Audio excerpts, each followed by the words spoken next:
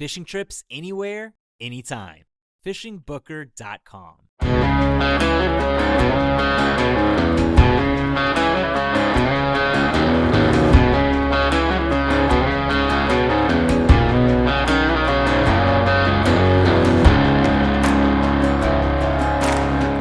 Welcome to the Habitat Podcast, the podcast for wildlife habitat management, hunting strategy, and land stewardship. And now, your host, Jared Van Hees. Welcome to the Habitat Podcast. I'm your host, Jared Van Hees, and we're here to become better habitat managers. Welcome back, everybody, to the Habitat Podcast. It is mid-May, and we are habitatting today in Northeast Michigan. My good friend, Bobby Roop, he's from Southeast Michigan down here by me, hunts in a very tough area of the state, and is a longtime friend and land plan client. He was one of my first clients, I'd say. We talk about what year it was in the podcast. I don't remember exactly what year it was. It's been a while. And they have had nothing but success up there at their 80-acre parcel. We're talking northern Michigan, good deer population, a lot of hunters, not a lot of corn, soybeans, stuff like that. And we just talk about all the stuff he's put together from the plan over the years, all the hard work he's put in, and the bucks he's killed. We're going to cover a dandy of a 10-point on this podcast. The video podcast will be available on YouTube as well, where you can see this 10-point. It's a giant. I'd shoot that 10-point anywhere in Michigan, let alone northern Michigan, guys. So cheers to Bobby. I applaud him for all the hard work he's done. Getting the work done is the hardest part, but the more work you do on these plans, the sooner you see results. I tell it to every one of our land plan clients. We're wrapping up season here in Michigan with all the visits and the other states that I've been to this year. I'm going up to Mount Pleasant, Michigan tomorrow to get with my good friend Aaron Blicey from the Fall Podcast and Latitude Outdoors. We are going to go over some of his property. We're doing a full Vitalize program for him and his podcast. We're partnering up with them over at the Fall Podcast. Great podcast, by the way, if you like everything deer hunting. He travels, he hunts in state. We're talking small properties. Great podcast host himself. Just excited to get up there tomorrow. But anyways, I want to thank our Patreons before we get into this show.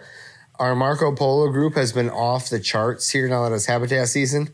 We have a ton of members in the Marco Polo Patreon group. We're planting trees. We're planting food plots.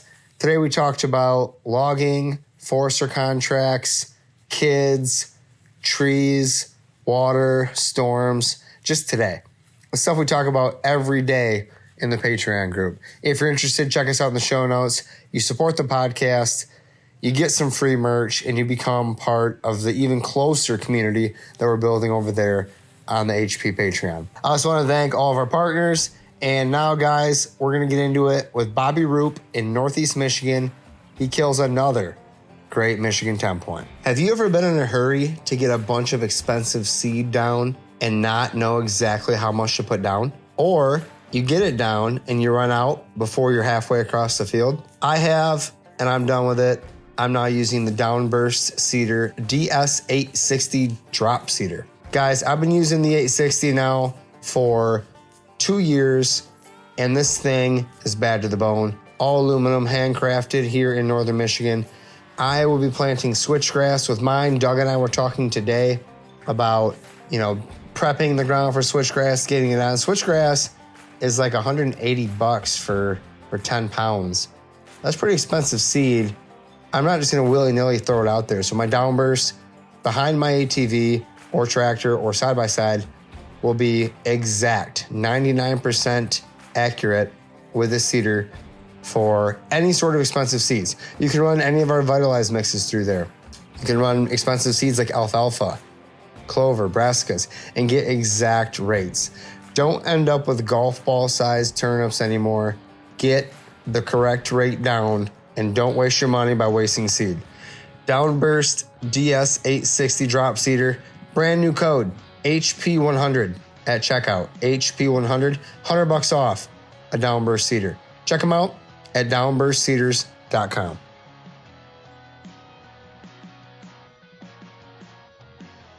All right, we should be recording, Bobby. Sounds good. How are you doing today, my friend? Not too bad. It's a little chilly, a little rainy this morning. Kind of feels like fall out there. I don't know if you've been outside at all this morning, but yeah, I let the dog out, and I could hear it raining all night too, which is great for all the trees I recently planted. Yeah. So I'm happy about that. It does feel like fall. Yeah, it's a little scary because I'm not ready. No, me either. It was like 84 or something the other day, and then it dropped down to like 34 or something. It was like almost a 50-degree temperature swing. So good day to be hunting though, right? Those big cold fronts moving in. Exactly right. Screams, get in the tree. Yeah. Have you been out turkey hunting at all? Not yet. Nope. I'm going to probably go the end of May with a couple buddies. We kind of do a yearly trip. So we're kind of waiting for my buddy to get into town. So. Okay. Awesome. How about you? No, nothing yet. Still been pretty busy so far. And just trying to find I might try to sneak out this weekend. I think it started 2 weeks ago now, almost 2 weekends ago, 19th. So yeah, hoping to get out maybe this weekend. We'll see. Perfect. Let's do this. For those who haven't heard your voice before, they must not have listened to Habitat Podcast 158, which is quite a while ago. You're back. You've had some good stories to tell since we were on last, and we're going to hear about that today. But let's get a little bit of a background on who you are, where you're from, and how we met real quick, and then we'll dive into some good habitat stuff. Okay. Yeah. So Bobby Roop, kind of known Jared. I don't know. It's been got to be going on 10 years almost now, 8 or 9 years at least. And through Michigan Whitetail Pursuit, started filming with them. I think it was season 6, which was, I've been filming my hunts my whole life, and started to have some success recently through the help of the Habitat Podcast, honestly, and started listening to you as soon as you came out with it. Couldn't get enough. Diving into the habitat stuff, and the world can seem overwhelming. And so to have, different people, and I'm always listening and trying to learn and grow. So to listen to the podcast, some of the experts you've had on, a couple other people up at the property, just showing me what to do, has helped a lot, So we've been doing habitat work. I think we had you out in 19, I think it was. And so 5-6 years trying to improve habitat. We've got a piece of property up near Mayo, Michigan, which, if anybody's from the Michigan area, knows that Mayo is not really known for, it's not really a hot spot for people to go try to hunt big bucks. Most people are going downstate or, the west side. And so we're part of a hunt club up there though. And we've got 240 acres. There's 2 different parcels. One's a 160, one's a 80-acre parcel. And my dad and I and one other guy hunt the 80. And my dad and I have kind of gone in on the north side of the 80. I'd say probably like the north 60 is what I've been looking at, and doing a lot of habitat work the last 5-6 years. And started with just trying to get some food to grow over there, and wasn't satisfied really. And so like, Jared, what do I need to do? He's like, you need more food, and so the last 5-6 years really has been trying to get more food over there, improving access. We cut in a access road down the east edge, which was a huge undertaking. You could barely walk down the east edge. We literally started with my dad and Emery were on a 4-wheeler. I was in front of them with the chainsaw and just cutting as much as I could to get the 4-wheeler down.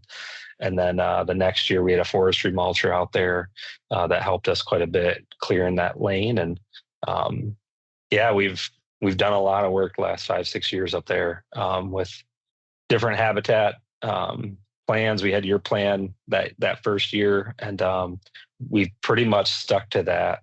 There's been some tweaking to it, but yeah, it's been awesome to see it work and grow. And honestly, it's to me, we've been successful up there with harvests, but to me, the success has been seeing the deer use the property and want to live there. Because as you know, when you first came up, like there wasn't, it looked great for a normal Michigan hunter that doesn't know what they're looking at. But once you start really dissecting the property and realizing there's not really a sustainable food source here, it started to not look good, and so we've been able to hold the deer throughout deer season. It's still, this year we did a lot of work a few weeks ago just to expand food plots, add more food into the property, because they just haven't been wanting to stick through. Once that first snow falls, really, the deer are gone, and so that's our next goal. Really, is like we want to keep them through winter. So, yeah, it's a little nutshell. Yeah, it's a great nutshell. You said a bunch of things there, and when you're talking about food, you're not just talking food plots either. I mean, you guys are cutting trees, creating browse, which is more important even. How many acres of food do you have in there now, would you say, in terms of food plots? And then how many acres of hinge cut areas do you think, or cut over areas in general, do you think you have now? Yeah, I'd have to break it down. So after the work we did this year, we had another forestry mulcher up there, Colin up there with the chainsaw. And I mean, they did a ton of work in one day, and it would have taken my dad and I years, So highly suggest anybody listening, it costs them money, it costs a bit of money to get some guys out there, but having guys that know what they're doing, I wish I would have done that sooner, because we would be 5 years into that. Right. So we kind of have been chipping away at it. And, this year I said to my dad, like, let's quit messing around. Let's have them come out again and get some more work done. So with the kind of established food plots that we already have, like I have a decent one in front of me. We had some lanes that we'd already been planting, some micro plots and kill plots. I think honestly, it's probably only about, out of the 60 acres, might have been 2 to 3 acres of food plots. But I think with the lanes that we cut and some of the travel corridors and that, because I went through and overseeded clover on all the travel corridors too. That's awesome. We should have probably get close to doubling that. So if we went from 2 to 3 to 5 to 6. Is my internet cutting out, or is that? I'm getting a little bit of a delay every now and then. I don't know if it's you or me or what, but we're good. Yeah, the overseeding of the trails as well, that's huge. And I just like how much work you guys have put into it over the years. I mean, it's easy to pay for a plan and put it on the wall and say this is what we should do, and then there's going out and doing it, because it's I should say it's easier for me to put a plan on paper than it is for a person to go out there and implement the work. It's chainsaw work and just a mulcher. I'm having a mulcher come down soon. I'm paying the money. I'm just gonna skip days ahead of where I would be as well. Any other tips along implementation, would you say, that you guys have learned over the past 5 years? No, I mean, it's really just boils back to, planning your work, working your plan, and so you have to have a plan to start. And that was something, again, up front. We didn't really have a plan. Listened to some podcast about hinge cutting and went up there and started hinge cutting. I didn't really, but part of it too is getting your feet wet, right? So sometimes it takes just getting out there and trying to figure it out. But I obviously recommend having a good plan before you go do too much. The hinge cutting stuff that my dad and I did, that was probably in 18, I believe, maybe something like that. And we didn't really know what we were doing, but we didn't harm anything either. I mean, we weren't taking down giant trees or anything. We were just out there and trying to learn. And same with planting the food plots. Most guys are not going to, I would argue, I guess, that most guys, especially in Michigan, are not going to get crazy, luscious looking food plots that you see on TV. And so you can, if you have amazing soil, or you're further south of Michigan, or if you're some of these surrounding states, you can get that. But it takes work to get it to that point, especially if you're starting with like kind of virgin soil that I was starting with. And even this year, I mean, I need to completely kill my food plot and start over. And it's a bummer to hear that, but it's the reality. Like grass moves in, and we tried to do everything we could to keep the grass out. But so I mean, the biggest, I'd say, tip is, just keep sticking with it, having a good plan again, and then just keep, again, if you can, you chip away at it every year. If you've got the funds to dump into it or somebody to help you out, like my dad and I are able to chip in together, we're able to split the cost of a lot of this stuff, which helps, and so if you're able to kind of dive in, definitely recommend having a good solid plan before you do that, before you go hinge cutting and forestry mulching everything. But and then paying guys that know what they're doing. I mean, that's part of it too. I mean, a lot of guys can run forestry mulchers and run a chainsaw, but having guys that are kind of specialized in the industry of habitat improvement is important too. Well, and plus they're, you're normally charged by the day or by the hour. So having guys who can operate their equipment efficiently is going to help. Yeah. Yep. There's, last time we had you on, you had taken the largest buck in your camp since the 1930s. Arguably, yeah. As far as the guys there know, yep. Yep. Well, they're not here to argue it, so. Right. But since then, you've had some more success. Let's hear a little bit about any of your recent hunts. I know one sitting behind you that I'd like to hear about. But let's hear about kind of how that deer worked the habitat, worked the area, the neighbor story, who was stalking the deer, the whole thing. Yeah. So as you mentioned, that last 10 point, that was in 21, and so been a few years. And that year we actually had quite a few good deer. There was another good 10 point, nice 8 point out there too. And so that year we were super excited. I think it was like kind of year after COVID, not a lot of guys were up there hunting in 2020. And so those deer were able to grow a whole other year. Is kind of my theory. And so 20 have been killed up there so far, at least from the guys that are around up there know. And he was only 115 inches. And so, which was a good buck for me, good buck for everybody. We were all pumped. He was a big deer, big body. I think he was over 200 pounds. So that was 21. And then you got 22, 23 with not a lot of success up there as far as big deer. The deer were still using the property, but we went in 22, and where we shot that deer, cleared out a lane we called Death Row. And I made the statement back there that we were going to kill a lot of deer down that lane, and so cleared down Death Row, planted that, planted a lot of other stuff around, did a lot of work in those in-between years there. Which speeds up to last year. We had a nice bachelor group of bucks that came in using the property in the spring, all summer. This one specific 10 point had actually come on the property the fall of 23. And I think he was a 2.5-year-old 10 point, small basket rack 10. He was probably pushing 100 to 10, something like that. But I was chasing after him. I didn't, I'm like, it's still a sweet deer.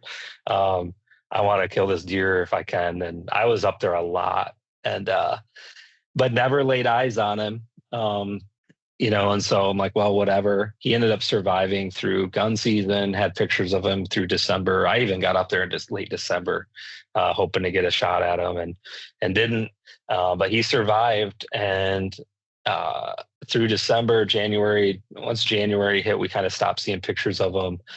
And then they dropped their antlers. We had this bachelor group of bucks that showed up kind of May, June-ish.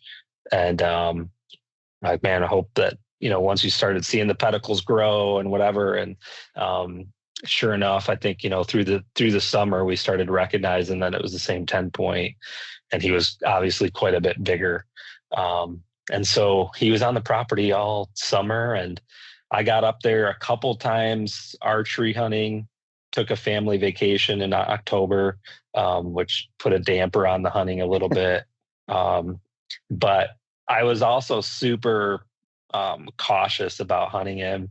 I didn't want to go out there and with any bad winds, and that property really only could hunt on a wind out of the west, northwest. And, we put that east axis in specifically so we could hunt those winds. The other thing I realized, though, last year was that all the work that we had done up to that point was more specific to rifle hunting. So we have our rifle blinds, and everything is great for rifle hunting, but archery, it kind of sucked because I couldn't get where I wanted to hunt this deer very easily. And so that was one thing last year I learned. I'm like, all right, next year we gotta make some archery stands and that. But anyway, hunted him, had a few trail cam pictures of him throughout October where he was on the property.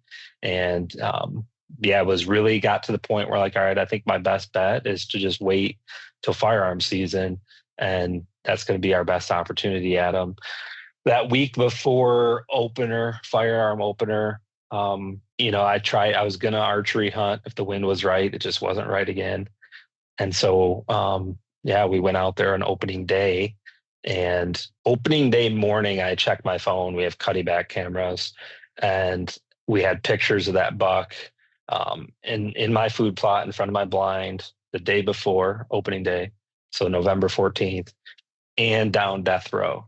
And so I woke up, and Emery, my son, was with me. My dad's up there, and I filmed this part of it. I'm like, hey, like, we got big bucks running all over the property. Like, we got to wake up. We got to get over there. And also put a new blind in last year. It's like 6 foot by 8 foot. It's pretty big. And Nice. Part of that was the blind we had before was a little tight for the two of us, and I wanted to have more space for us to kind of spread out, but also give him an opportunity to shoot if possible. And so that was that. And then we hunted we sit out there all day on opening day. We pack our snacks and our lunches and sit out there and he's like, we're not going to see anything. We're not going to see any bucks or whatever. I'm like, dude, it's getting prime time. Like, this is perfect, and we had does working, back up a little bit. We had does all around us all day.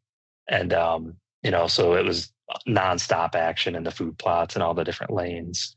Like Emery, it's only a matter of time where a big buck comes out and, wants to find one of these hot does, So I'd done some work the day before, 2 days before, went out there and freshened up, sprayed, mock scent stuff everywhere, mock scrape stuff everywhere, and just made it as stinky as possible.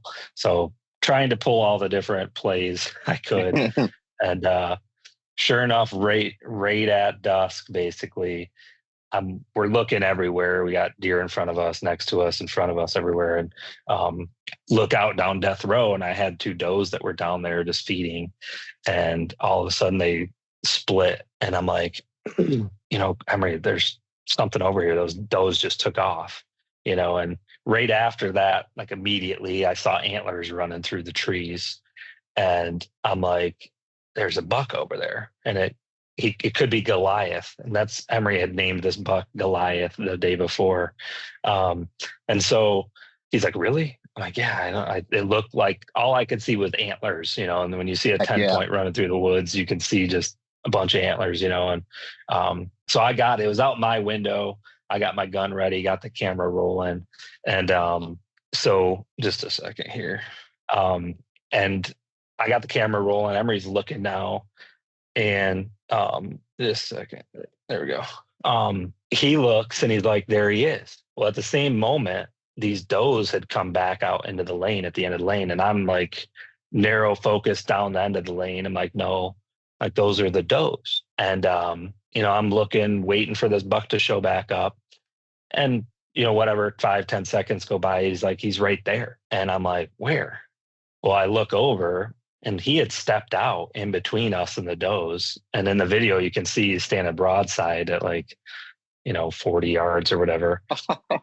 And he's standing there looking right at us, and then he cuts down the edge of death row. He wasn't in it. He's just off to the south edge of it, cutting back towards those does. And right as he cut and started heading towards them is when I saw him and didn't want to let him get back up in there. So let the 270 snap, and he fell right over right there. And so, yeah, that's the story. It was pretty quick, not, all of everything, the emotions and everything piled up to it into about a minute, of chasing this deer.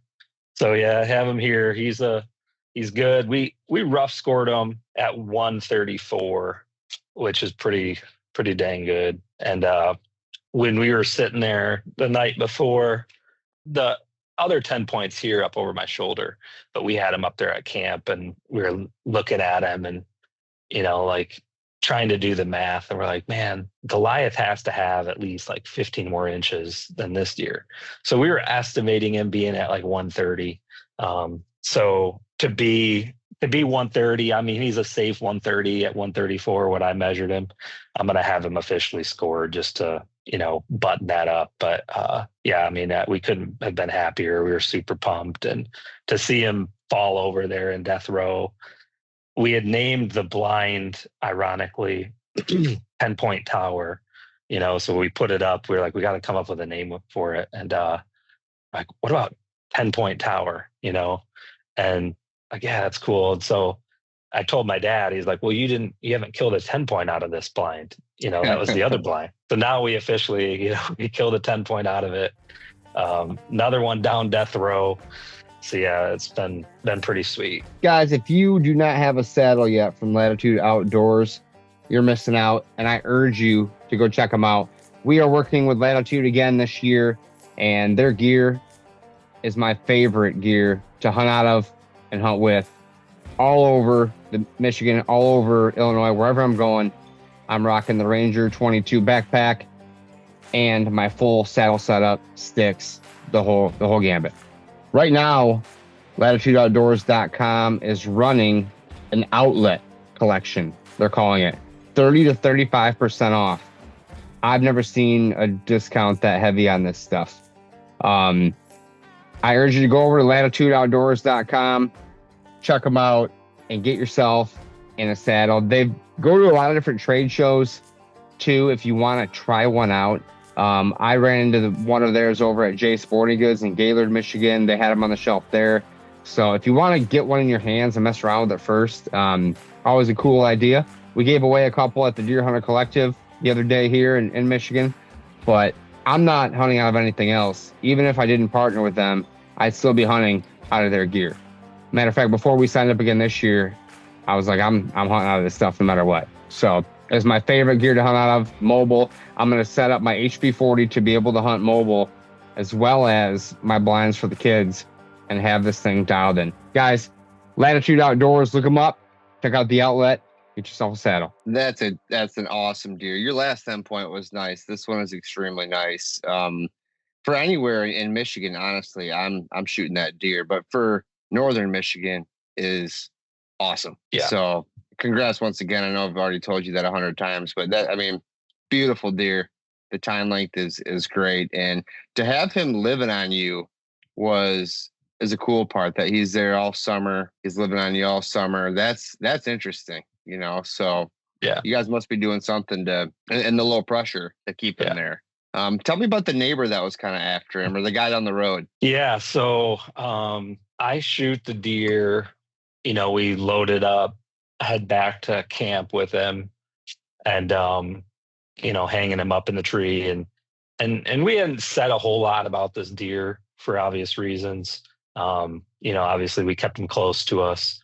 In fact, I had a guy help me put that blind up. I've got an elevated platform, and I hired a guy up there with the skid steer to lift it. And Emery, we were talking deer hunting and everything else, and Emery just throws out there to this guy, yeah, we got a 130s buck out here. And I look at him and I'm like, and afterwards I'm like, hey, from now on, let's not tell everybody about like what kind of bucks we got out here. He's like, well, you tell people all the time. I'm like, yeah, but I tell like people at home and like people that aren't ever going to be up here. Like, this guy lives up here. He seems like a cool dude. I don't think he's going to trespass or anything, but you never know. Like, we got to kind of keep that quiet. So little learning experience for Emery there. But yeah, we hadn't said much about him, even to the guys at the club, because they're mostly hunting the 160, which is about half a mile to a mile away from where our property, the other 80-acre parcel's at, as the crow flies. And so anyway, I bring this thing back to the camp, and one of the guys there is like, I got a picture of that buck. I'm like, really? Like, where at? He's like, straight back here, which is, straight behind our cabin there. And which I did the measurement. I think it was about a mile from the northeast corner of the 80, which was where he spent a lot of his time. And so, and he had a great picture just standing like facing the camera. Like, yeah, that's him. And then he tells me, he's like, yeah, this is the same buck that this guy down the road notoriously had been hunting around our property, hunting on our property sometimes, had been chasing, and won't mention his name, but he come to find out this guy was telling everybody about this deer. Like, he was up at the local restaurant telling people, I'm chasing this big 10 point and everything.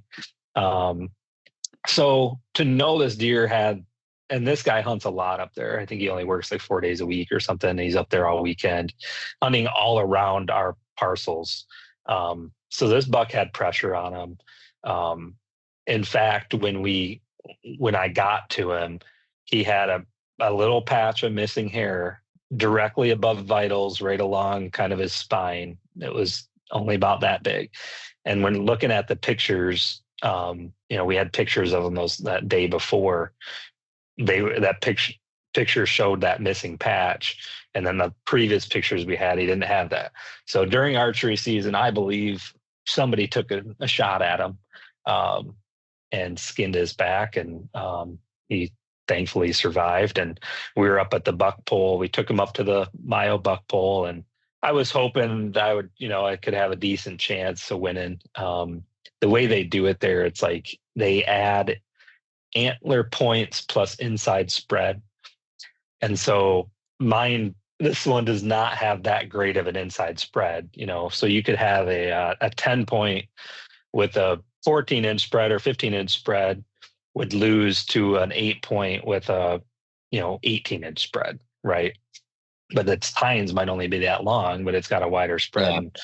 Yeah. So that's kind of how they play it. I think he was still top 5 up there. There was some good deer this year. But the guy who was hunting him, we saw him up there, and we're not really friends with this guy. We kind of stay away from him, but he, he was running around looking at all the different bucks, and we were standing back, waiting for him to get to this one. And he got to it, and he's got his phone up, and he's looking at the pictures, and he's telling his wife. And this buck had some pressure on him.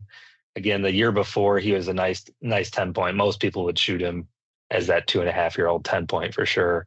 And then to survive and get up into that 130 class was pretty awesome.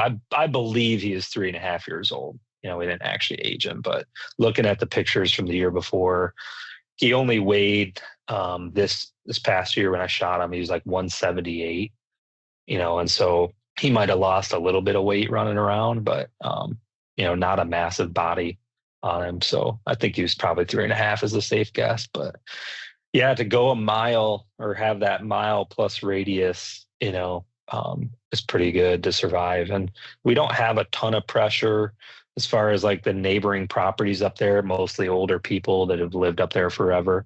Might be a couple people that hunt on some of those properties. But I think the biggest thing is that other guy that's chasing around up there. He's all over. He hunts the north edge. For a while there, I think I told you before, he was hunting our property. And we caught him and kind of kicked him out, had a little run-in with him. And since then, he's stayed off mostly, which is fine. I mean, if you want to hunt the federal land, if you're going to hunt it right up against ours, I don't care. There's nothing I can do about that. And so he does. He hunts right up behind us and next to us and everything. So, but yeah, no, it paid off this year. So it was awesome. Man, again, beautiful buck. What it kind of leads me to ask what else you have on camera for this coming year, but maybe we'll keep that a surprise. What other projects do you have that you're going to get done this year, habitat wise? Anything besides cutting more archery access? I know you're going to cut in some access for archery, but what other habitat plans do you have for the rest of the year this year? So yeah, the big thing was getting in there early with that mulcher, cutting trees down, the shooting lanes and all that. I did already go back up and went over everything with some clover and chicory. Awesome. Tried to go pretty heavy over all the fresh stuff with that. And then the big thing, we're going to plant some more miscanthus or transplant. I've got a nice, really, really thick, tall stand of miscanthus that kind of in an area it's not super necessary on the north side of the property. So we're probably going to transplant some of that and then plant some more fresh stuff. We planted like 150 or 200 rhizomes last year along the border of my food plot just to create cover in front of my blind and then break it up a bit. And then up around my dad's food plot and his blind. So we'll probably plant some more of that, move some of that around, just more cover. And then, yeah, getting up there, killing some of these old food plots. I kind of have to start over, unfortunately, with them, but kill those, get some new food in there. And then I might probably plant 5 more apple trees. I've got 10 in my food plot now. Between just regular apples, whatever the different brands are. And then last year I planted 3 crab apples. I think I'm going to do just 5 crab apple trees. The problem was last year spent quite a bit of money on these apple trees. And we're also trying to bear hunt up there last year and this year. And problem with that, we're attracting bears in. And my dad was up there. It was a couple weeks after I planted those trees. I mean, and it's a process to get those trees planted and everything and do it right, put cages around them. And he's like, hey, something smashed your cages and your trees. And my first thought, it was a person, like some human or person's up there trespassing and trying to destroy stuff. And but we're pretty sure it was a bear. The cages were, some of the trees, they already had small apples on them when we planted them. And though they were smashed, the cages were smashed straight down. The trees, some of them were broke. All the apples were missing. Now, what I learned or heard, I don't know, I think it's true, is that the bears won't mess with crab apples. For some reason, they don't like them. And it seemed to be true because those crab apple trees weren't destroyed. My other ones were. And some of those I planted in 2020. So they're like 4 years old. I think they were 2 or 3 years old when I planted them. And before we did my food plot a few years ago, everything had gotten so overgrown that I think it stunted the growth of the apple trees. A lot of weed competition and stuff around those trees. And it was 2 years ago, we had the forestry mulcher up there the first time, and they expanded my food plot, cleared out all around those apple trees. And right after they did that, I mean, we saw immediate 1 to 2 foot of growth at least on all the stems. I mean, they just shot up. And so last year, I'm like, these trees are going to thrive and hopefully start producing apples. And then the bears came in and broke them. And I'm like, really, I've been nursing these things for years and all for this. So anyway, probably plant some more crab apples. I'd like to have, so that put me at like 15 apple trees there, which is a pretty nice little orchard. So I'd probably be done with apple trees after that, but at least in my plot. So that's kind of it. And I'll, maybe the big thing too would be getting some defined archery spots. I've got the saddle. I have my saddle here behind me actually, which is nice. I can go up there and hunt wherever I want mentality. But it's good to have some, defined trees and a couple ladder stands up there, trying to get the kids out there with me. And so having some double cedar ladder stands where the kids can sit with me and probably do some more of that. Awesome. No, it sounds like a great plan.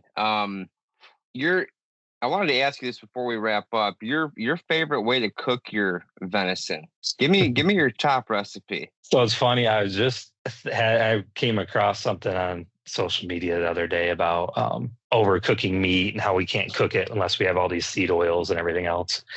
And what's funny, so this year, I don't know if you've ever tried it. This isn't really a recipe. This is just I don't know if it's a technique or what you would call it really, but Okay.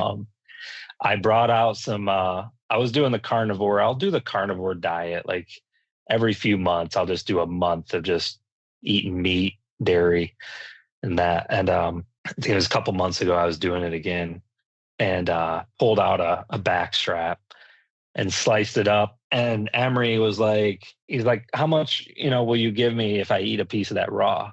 And I'm like, I'm not going to give you anything, to eat it raw. I was like, I'll do it for free, And so I like to cut up this kind of goes into what my recipe is, I guess. But with my back straps, I like to, kind of slice them up into like 1 inch, medallion type of things, and like to cook them on the cast iron with just a little bit of butter, a little bit of salt and pepper. But anyway, so I had sliced them up and I'm like, I'll just eat one raw, right?